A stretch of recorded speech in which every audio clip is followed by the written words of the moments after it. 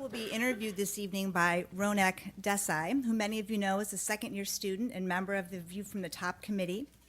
Before coming to the GSB, Ronak worked for JP Morgan and GE on the East Coast, and then worked in India for Genpact, a subsidiary of GE, where he was vice president for corporate development. Let's welcome Ronak to the GSB stage as well.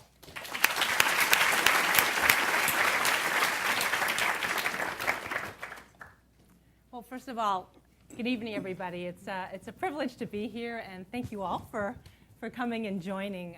I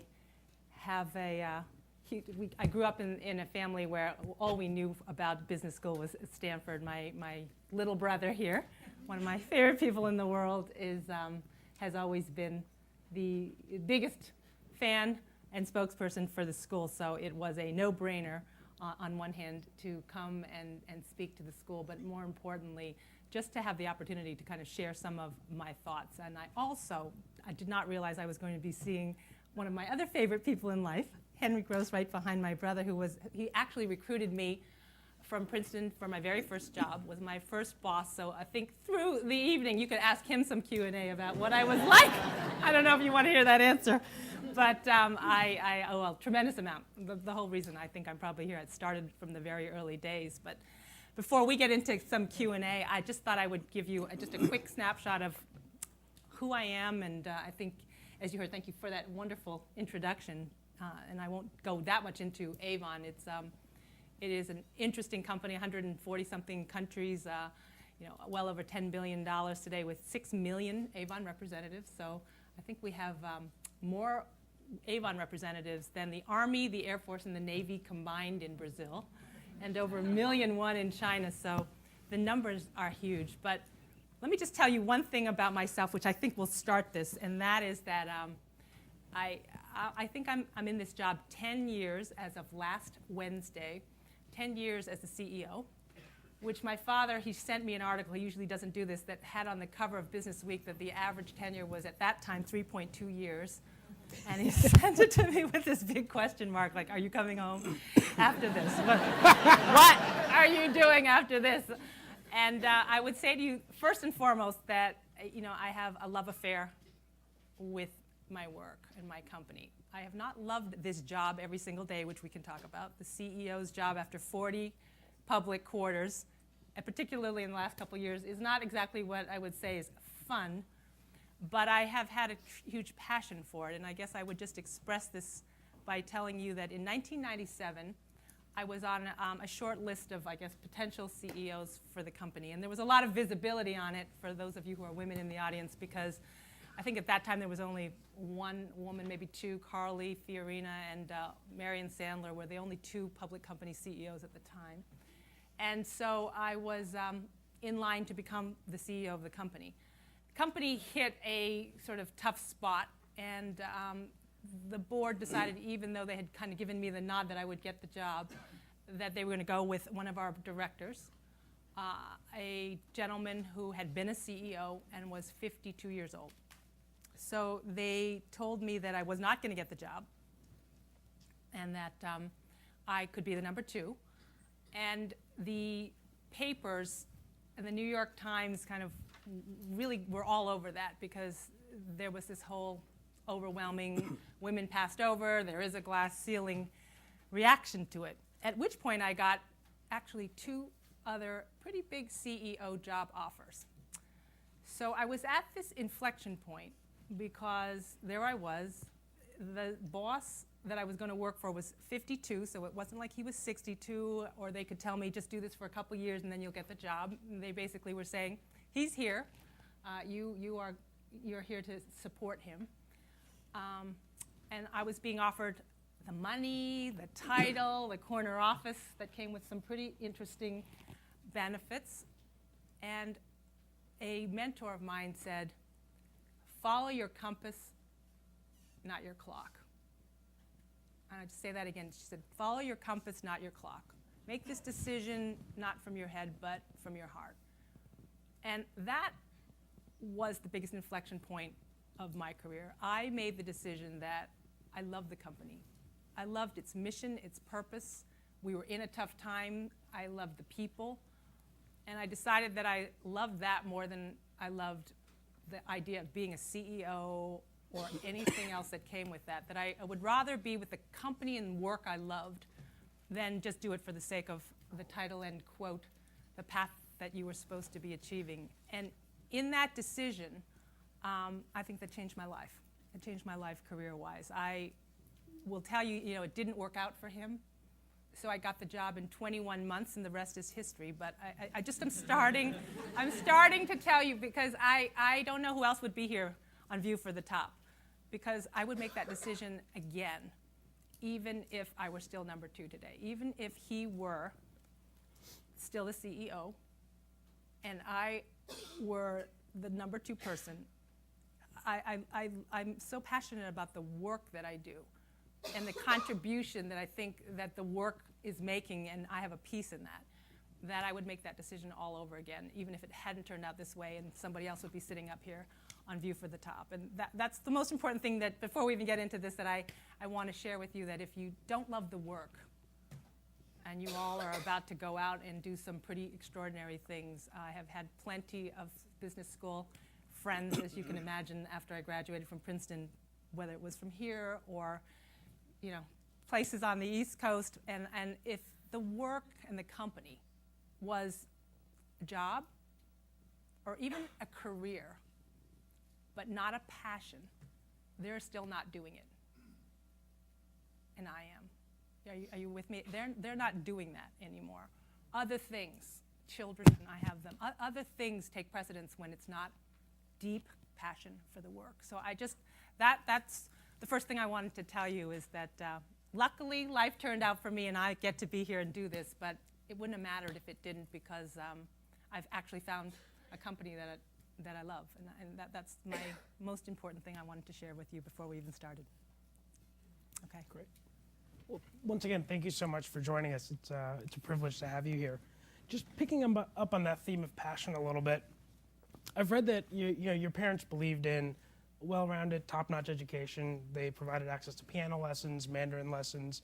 You went to Princeton for your undergrad education. And when you first started your career by taking up retail jobs, from what I've read at least, they were a little bit aghast and said, hey, this doesn't sound like a great career move. And sort of reminds me about my parents' reaction when I told them I wasn't going to be a doctor. So starting back then, how did you manage to stay true to your passion and your dreams? Well, it was interesting because, Mom and Dad came from China, came here to give us educations, and hopefully, Ivy League educations, and then going into, not different than your parents, doctor, lawyer, just something they thought more intellectual than retail. So when I decided, after Henry here recruited me to go and work in the retail business, I think their first reaction was that really wasn't what we had in mind. But then the family values set in, which were, no matter what it is you do, then you better go and be your best. You better go and you better work hard. And I remember, it was just by Thanksgiving of that first year in that training program, and I was changing hangers in a stockroom. And all I was doing was taking the vendor hangers. Why are you laughing? It was worth it. I'm being very nice about this. I was taking the vendor hangers and putting the store hangers on this, thinking to myself, I got a Princeton education to do this. And I remember one day saying to my mom, I don't know. It could be really interesting, but I really feel like I'm doing some menial work here, and I don't know. Maybe I should quit. And she said to me, it took less than a heartbeat. She said to me, "Quit? We don't quit in this family. Are you kidding? Quit. You start at the bottom and you work your way up. What is it that you are learning from that? You are not quitting. I don't care who else is in that training program that's quitting. We don't quit on anything in this family." And that perseverance, even though when they quickly got over it, now they think it was great. They tell the stories. They have all the scrapbooks about it, but that wasn't like that in the beginning. But that thought really was resident in I think, our family's culture. So it was just, whatever you decide to do, stick with it. It's not going to be easy. No no path to success comes without stones in it. So, you're gonna have to take some tough days. You're not gonna like it a lot of the time, but that's just part of it. Stick with it. Don't quit. Sure. So, It sounds like your parents did a great job of sort of combining, you often get immigrant values when you immigrate to the U.S. with sort of the American culture blending into that. Can you talk a little bit more about that, about what kind of values you grew up with, and how do those translate into the values you want to leave for your children? sure. I feel really proud that I haven't had to change who I am to be successful in this role. Dan Rather was doing this series of interviews when I first became the CEO of a couple of women executives. And he went and interviewed families, parents. And so they went up and interviewed my parents. My mom cleaned the house. They were trying to serve him Chinese food. And they do this huge thing for like hours and hours. And you know how, well, those of you who know media, I mean, they trunk it down to about a 20-second soundbite after interviewing for hours and hours and hours. With all of this, they take it down to one soundbite on television where he's asking my father, so did you always know that your daughter was going to be a successful CEO? And he says on public television, as a matter of fact, quite the opposite. We raised our kids as pretty traditional Chinese family values, and my perception of CEOs, really hardcore, cutthroat. I really can't imagine that she's going to actually be that successful. I'm thinking, this is public TV. So, but the truth is, in that thought, was the fear, I think, that my family values system had, that the concept of being kind, about caring about people, about being respectful, would get washed out of the window in a very, very, in his mind, typical behaviors required in the corner office. And have I had to change some things? Yes. I mean, I think I am much more assertive. I mean, kind of growing up in an Asian background, sort of avoid conflict around the dinner table is the thought, argue about things. And I have had to become more assertive and understand the role of constructive conflict. I don't think I'm aggressive. I don't think I've had to change my personality or who I am or my value system. So I think the best thing my parents would say about me, I hope, but they say it now and it makes me happy, is they say, well, she's really still the same person, even though, she's on some list someplace. And that's what I hope my children realize, is that those values are more important than anything else. That's great. How does that translate? I mean, you've got 5.5 million sales representatives around the world. How does that play into how you motivate them, how you get them inspired, and how you lead the organization? Well, it's interesting because they are independent representatives. So I underline that word. I mean, different than, I guess, other CEOs. They're not my employees. They don't have to work for me every day. So I can't tell them what to do. You learn, and the skill is an interesting one, and I guess it applies anywhere, whether I guess it's politics or anything else. I mean, influence is a very different thing. Motivation, inspiration, and influence are very different things than leadership requirements and mandates. And so, this skill of communicating is the skill of influencing and inspiring. And mission and values and purpose have been the way that we've effectively kept that sales force going. This year, you and I had a little conversation on the way over, but no different than any other company. 2009, you go into the buzzsaw of the global economic crisis a year ago, and everybody's like, okay, we got to cut, we've got to freeze salaries, we're not going to hire, we're going to do whatever, all the things that just come flying at you as a CEO. And we decided that we needed to keep our people motivated, but more importantly, go back to the original purpose of the company in order to find the answer for the way we were going to get through this year. And that was that, the company is 123 years old, and the founder actually was a man who believed that women should be economically empowered. I mean, I actually love the story. He was a encyclopedia salesman, And all of the direct sellers were men at the time. And somebody gave him a vial of perfume one Christmas. And he realized everybody who was home were the women. And they were basically saying to him, we don't want the books. Can we just buy the perfume that you were supposed to give as a gift with it? So he realized there was something there. But the most important thing he did, because it was 1886, was decide that the seller wouldn't be men, that he was going to actually employ a woman, which was heretical at the time because women weren't even allowed to vote, never mind make money outside of the home. And so it was not popular in the beginning, but he actually went out and created the first woman sales force and became the economic solution for women here in the United States. And that has transferred to 140 countries now. And you can imagine its power in India and all of the emerging economies. But we decided in 2009, with unemployment, predicted, and now we see over 10% here, and rampant everywhere else, that we're going to be a solution. That the company's not just going to be about earnings per share and everything else. That we're actually going to have the business purpose to be a solution to governments and unemployment right now. And we were going to go out and be very aggressive about telling women that they could earn if they got laid off, if their husbands got laid off, or they wanted extra income. And it's been extremely motivating, and it's almost no language necessary when you have mission and purpose. We did a very bold thing. A lot of people were cutting back on advertising. We decided we're going to advertise. I remember the day I said we're going to advertise on the Super Bowl this year, and people were like, "The Super Bowl? A, it's expensive. B, it's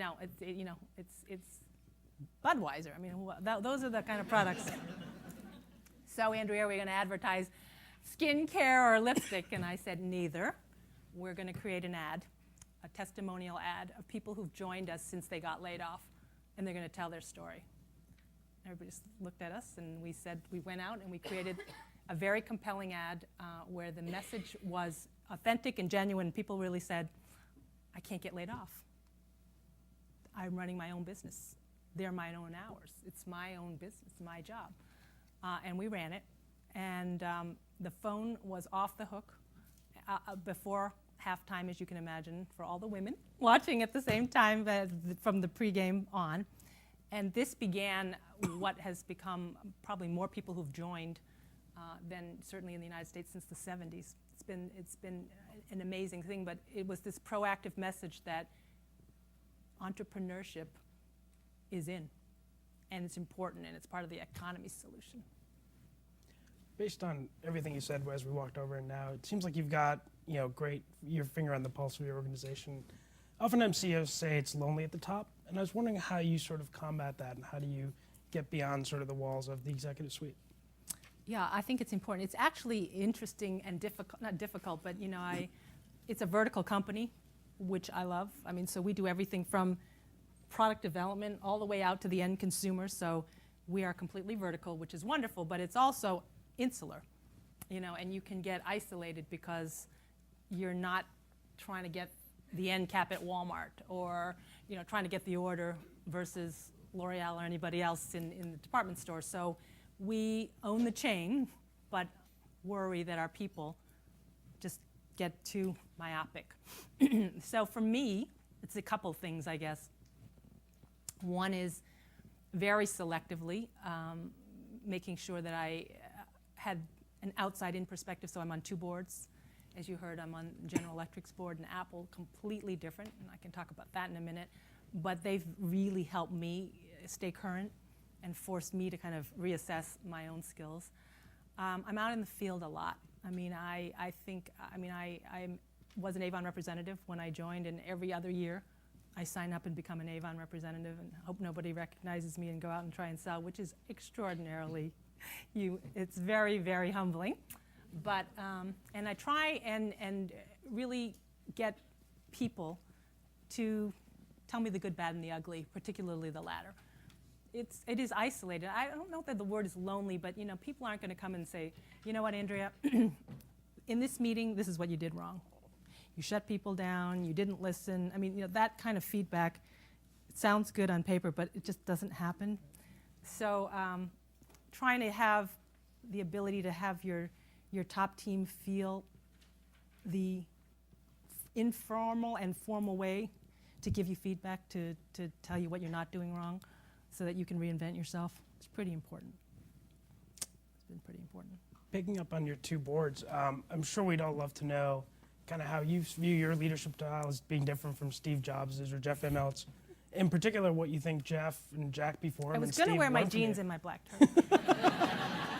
But Mark told me I needed to wear a suit. Very different, fascinating experiences. So I was,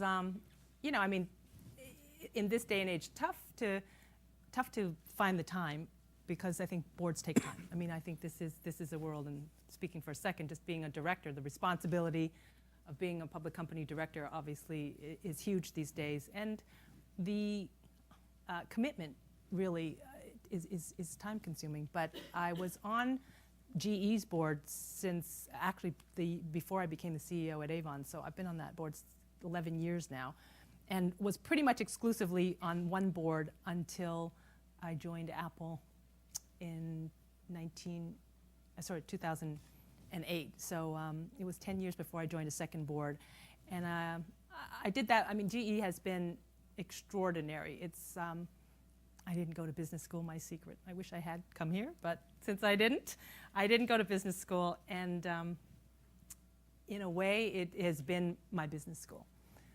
From everything of a process point of view. On one hand, you would say aircraft engines, power systems, medical systems, lipstick and skincare, completely different businesses. On the other hand, the processes, globalization, quality programs, how they do things across the world, as you know, are hugely beneficial to any business leader.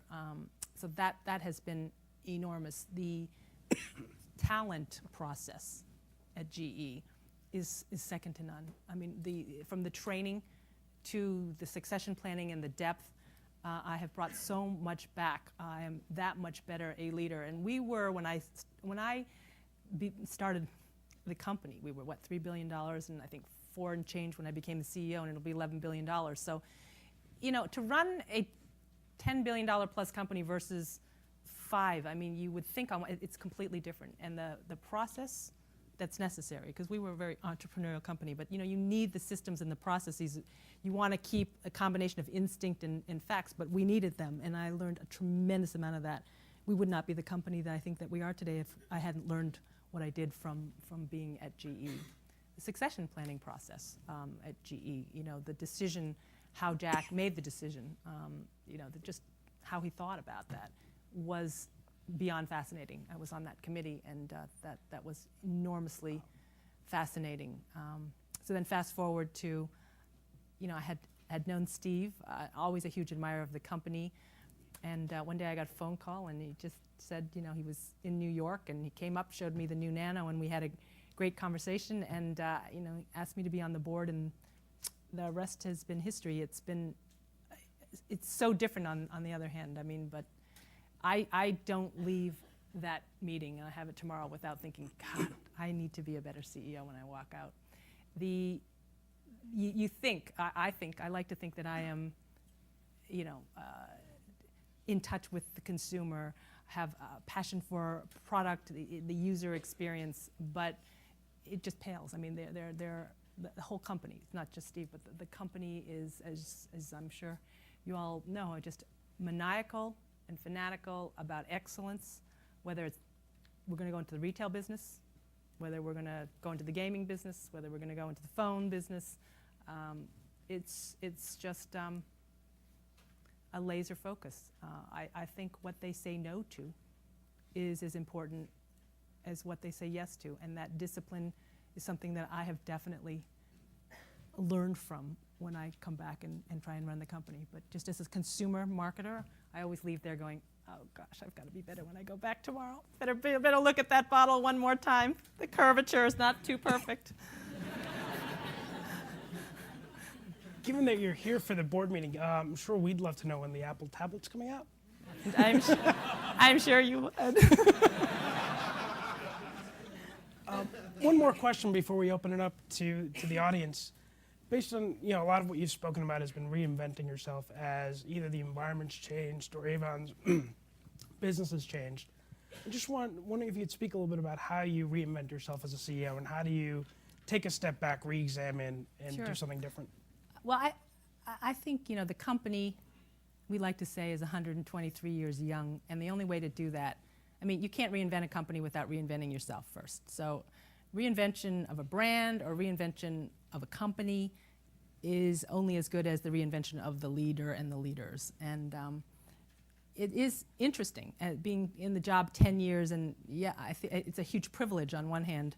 I actually don't know how people are kind of coming into this job in this environment and having to kind of put all truths over here and start fresh, having had a decade of having to go through cycles and reinvent myself and learn from my own mistakes, I think has clearly been an enabler to getting through this environment. But I'll tell you one story. So the first 5 years, I was a growth CEO. We were booming into emerging markets. We had double-digit top-line growth, 25% earnings growth for 5 years running, and I never did a layoff. I had no idea what the word turnaround meant, and we hit the wall, as all businesses do. And if you're in any job long enough, I can promise you there is a cycle.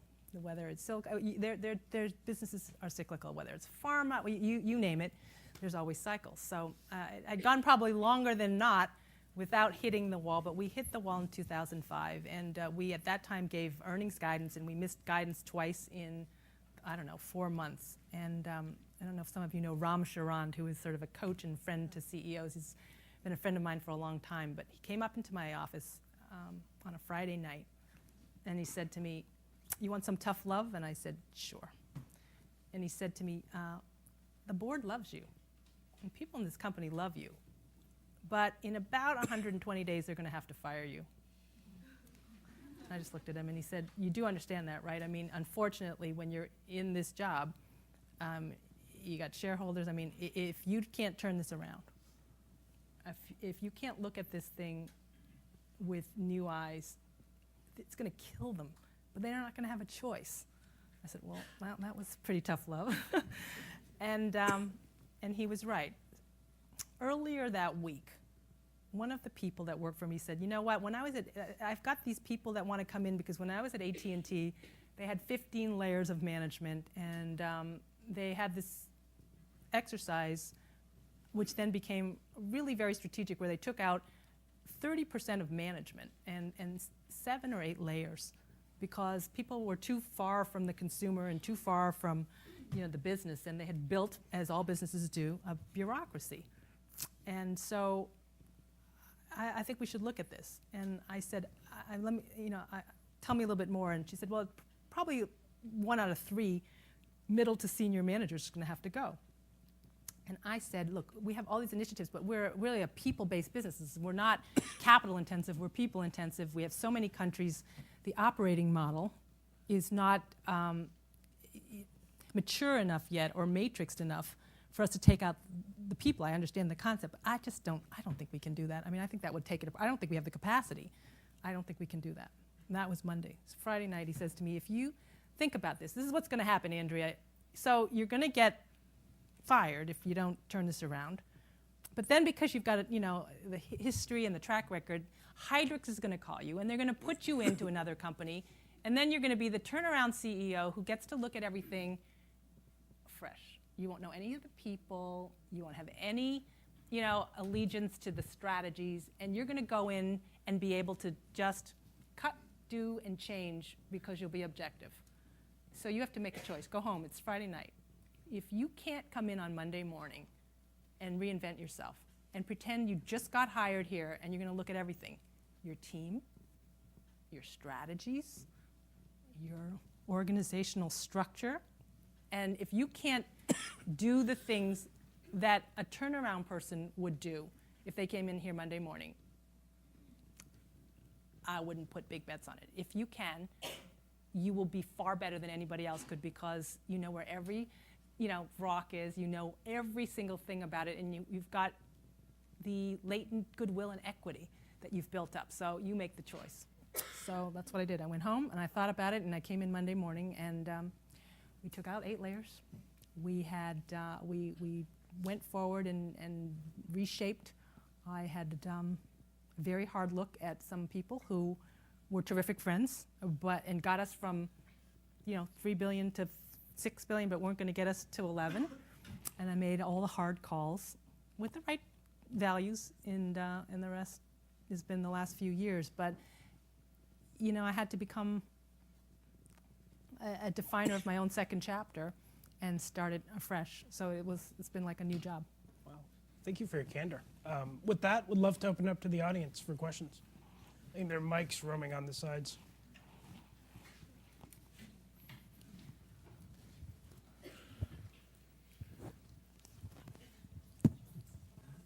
Thanks for joining us today, Andrea. I believe you developed a passion for playing the piano at a very early age. Could you talk a little bit about how that influenced you through your life? I have to, yes. And also a little bit about how your passions and interests are outside of work at this stage in your life.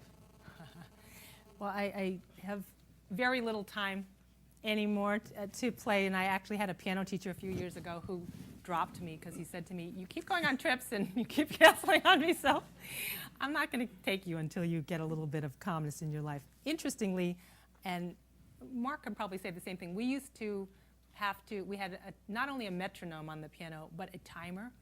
And this was our first example of discipline. When it was an hour, I mean, if it was like 50 minutes and we wanted to go play tennis, there was no getting up. I mean, it was 1 hour of that discipline. And besides sort of the passion for classical music, one of the first things that I recall in terms of self-discipline in my life was remembering that, it's 59 minutes and it's not till it's 60 that you keep working at something. So, that is one of the things I think that it's given. It's extraordinarily, I think, important to have an appreciation. I was an English major, but just for the arts, you sit there in business and some people say to me, "You were an English major," and you're writing in shorthand email at this point. That's the extent of your writing, and it's really not, because I think just the critical thinking and the ability to communicate and to have people understand where we're going and what the vision is. I think much of that I can kind of go back to my education and remember, and it's had application. You mentioned how you're able to motivate and inspire your own employees. You also mentioned how the lessons that you've learned from the other boards that you serve on. I'm wondering how you've been able to adjust your leadership style to motivate and inspire these more technology-based companies and these almost bigger-than-life personalities, these male leaders at those companies. I think that, the experiences that I've had at the company, as well as my own vantage point, has been a different and interesting addition to the boards that I've been on. The global experience, our business in China, for example, where we have direct touch consumer insights and understanding of, in our case, 1,000,001 sellers who have millions of consumers in all the small towns and villages.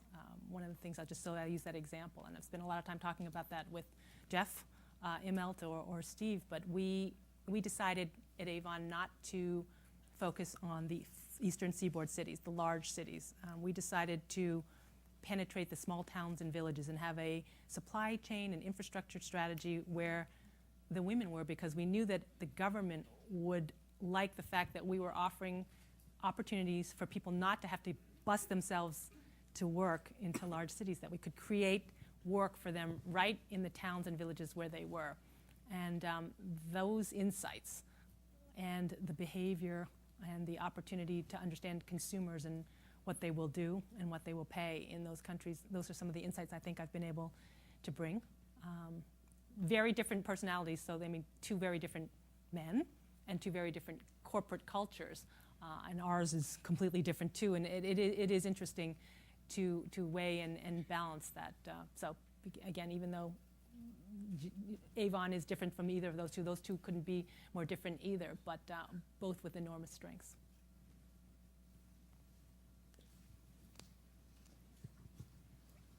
So you spoke earlier about it being tough to get critical feedback at times. I was just curious about, over the years, ways you figured out to solicit difficult feedback from your own staff on how you guys can improve and get better. Yeah, from a formal point of view, we do, and I do a mandatory anonymous 360 with all of my reports every year. I make them fill out a pretty tough thing about, their either toughest moment with me or where they really didn't think I led well, what they would think I need to do, and again, not attributed. And we have a discussion about that with all of them there, and somebody from the outside who co-leads that every single year, and that's extremely helpful. I also encourage them, and I guess I've been in the role long enough, so there's an amount of trust there for them. I'm a big believer in immediate feedback. I fundamentally believe that if the first time you're hearing something negative about yourself is in your performance appraisal, then your boss is doing the wrong job. I mean, I'm a real believer right in that meeting. If I think that you didn't handle something well, I don't do it in front of everybody. I don't believe that's the right thing to do, but I will call you in afterwards and just say, look, by the way, in that meeting, this was handled right. I expect you to do X, Y, and Z, and it won't even be anywhere near, or we'll have to wait until a mid-year or a full-year review. But they know that I do that, and I expect them to do the same thing for me. So they know from this formal feedback what I think my derailers or the things that I tend to do wrong are, and I ask them to help me with that. So if they notice it or they see it under stress coming out more, that they'll just catch me on it and just say, by the way, today you seem like you really are kind of doing X, Y, or Z, and it catches me on that, so it's helpful. Hi, Andrea. Thank you for joining us. You're welcome. Out of curiosity, do you feel there still is a glass ceiling? And if so, what do you think the next generation of leaders can do to change that? That's a great question. I think the numbers by themselves would say there's still somewhat of a glass ceiling. I mean, 15 out of 500, I guess women on the Fortune 500 would say there's room to go. But having said that, I am a real believer that the playing field is changing. And what do I mean by that? When I go back even 5 years, never mind when I became the CEO, most women in not the CEO job, but in the level underneath were in what I would call the staff jobs, corporate communications, HR. They were not in the CFO roles or the leading operating unit roles. If you look today, while the number may be small, in the level below of women ready to take on the number one job or in the important C jobs, the C-suite jobs, it's so dimensional that I think the next 5 years is going to be huge in terms of women in top leadership roles in business. So I think we are in a very, very different moment. Also, in terms of me, I mean, I keep saying, there's these lists, which I believe that when the lists go away of top whatever women will really have made it. But right now, while there are still lists, I'm hoping that I keep going down. What do I mean by that? Because, I mean, my company's big, but there are people in much bigger jobs now in the top, Fortune 50 companies. And so women are not only breaking through, but they're breaking through with some pretty big roles, which I think hopefully is true in politics, is in business. So I think it's the jobs and the companies they're leading, as well as the number of them who are ready to take on pretty large roles, very, very different than even 5 years ago. So I think the glass is very half full, more than half full on that front. So it's a different time, if women want it. I think that it's there to be had. Hi. My question is, how have you stayed innovative in the consumer product space over the last 10 years? And especially kind of where the challenges and best practices in leading and guiding that innovation in the space?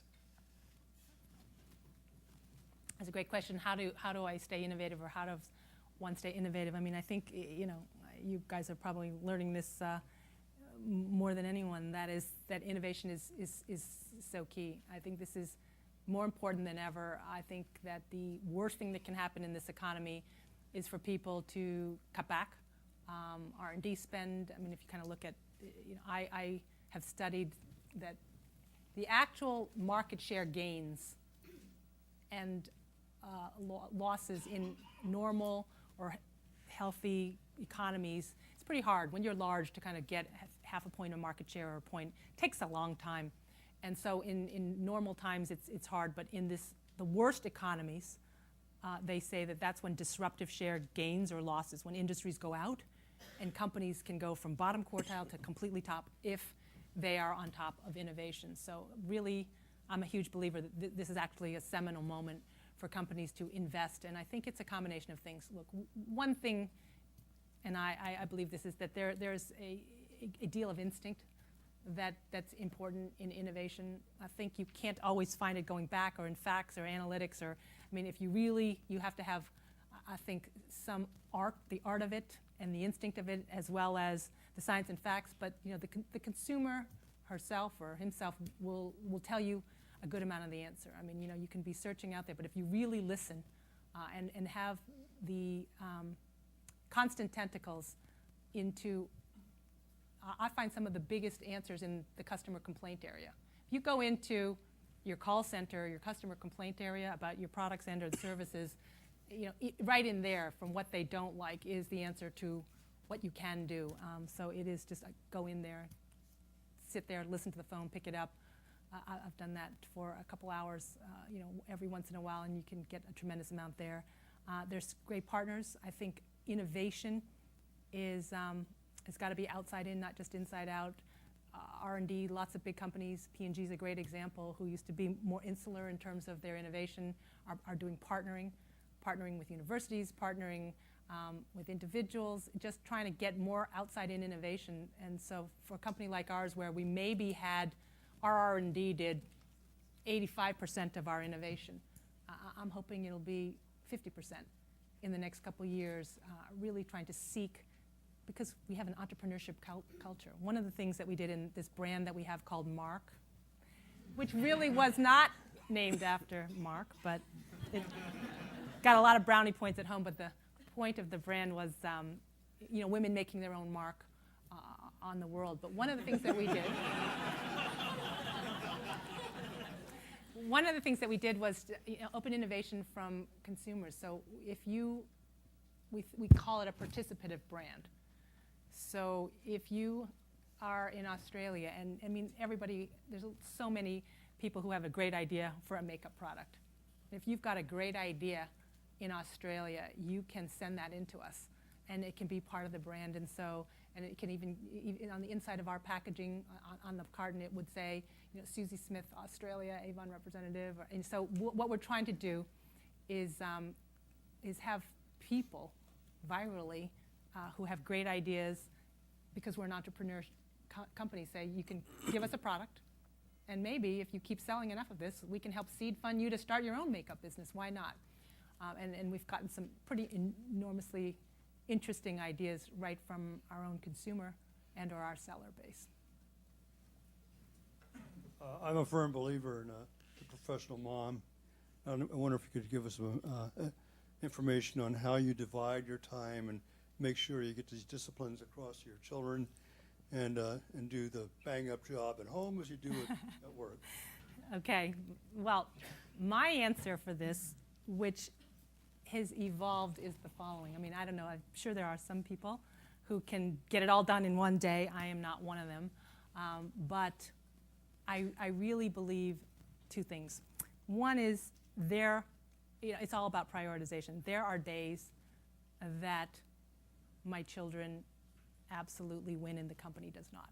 There are also days where the company has to win and they don't. And I think I've made the right choice with the right priority. So the days Avon lose, I don't feel guilty. If I'm not at a meeting, years ago I would not go to an Avon meeting and I would feel guilty about it the whole time. I don't do that anymore. My probably best example is this time it was this couple of administrations ago, so it was George W. Bush.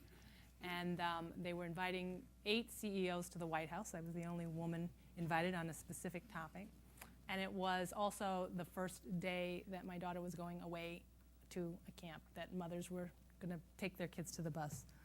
And, it was one of those things where it was like a split second. I mean, I really thought, George W. is never going to remember if I am at that luncheon. But my daughter is going to remember one way or another for probably the rest of her life. So I didn't go to the White House. I got a chance to go at another time. And you know, that decision was an easy one. Have I missed a game? Yes. Have I missed the most important one? No. Have I missed a meeting at work? Yes. The most important one? No. So for me, it's just, you know, making a decision like that and living with it. You know, I think you also have to have a sense of humor.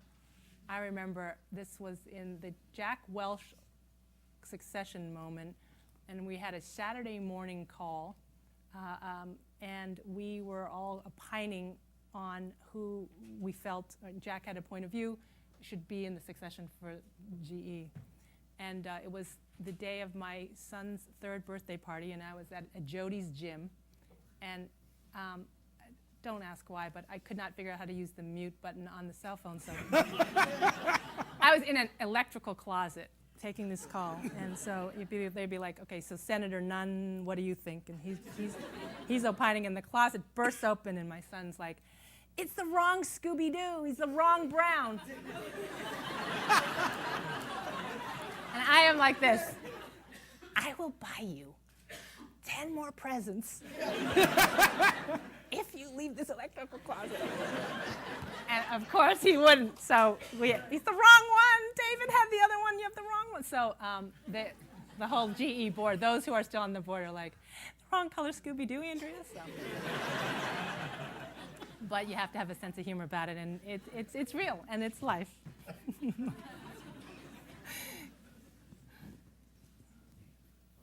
In addition to having a social mission as kind of core to the corporate mission, the Avon is very involved in some philanthropic efforts. I was wondering if you could speak a little bit more about those, and also as a public company, if you receive any resistance from some of the stakeholders that might be concerned that it's either unrelated or perhaps detrimental to the bottom line. Well, let me just start by saying I read a lot of business books, as I'm sure you have. I mean, so I've pretty much read them all, but one of my favorites is Good to Great by Jim Collins. And the last paragraph of Jim Collins' book has always struck me. If you go back and read it, it basically says that it is impossible to have a meaningful life without meaningful work. And that in order to have meaningful work, it really is about the purpose. And that if you can find work where it actually matters, not about shareholder, but the work actually matters in life, you can then have a great life. And I'm a huge personal believer in that. So we have a foundation. We've raised $725 million. So that's the largest kind of women's foundation, mostly towards women's health and violence and oppression against women issues. It's men and women alike in the company. Are equally passionate about the fact that, you know, we do good as well as do well. And it is really part of the corporate culture. It's not about check writing. I mean, our people participate, they walk, they are deeply, deeply involved in it. And I think it continues to make a difference.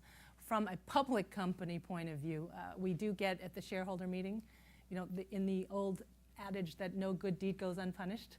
We do have some activists who come in, not so much that it's, you know, it goes against public company profits, because in fact I can argue that it's helped the brand equity and it's helped revenues and associations with companies that do well. I think there's enough of companies like us that can prove that it's an enhancement to brand equity. But you know, we'll have our share of activists who kind of want to pick on certain things, but in general, I think there's a pretty direct correlation to the fact that when it's not just over here, and when the work of a company, whether it's sustainability, you know, the Walmart, I mean, lots of companies have really proven that when you are doing the right thing for community, for society, it trumps and really adds to corporate revenues and profitability. So I'm a big believer in that. So you're in 140 companies, so some democracies, some dictatorships.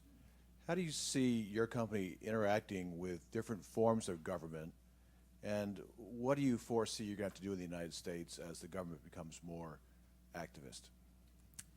Well, I think that, certainly in the United States, but in general, as we like to say in business, I mean, the regulators and the government is taking a larger and larger role.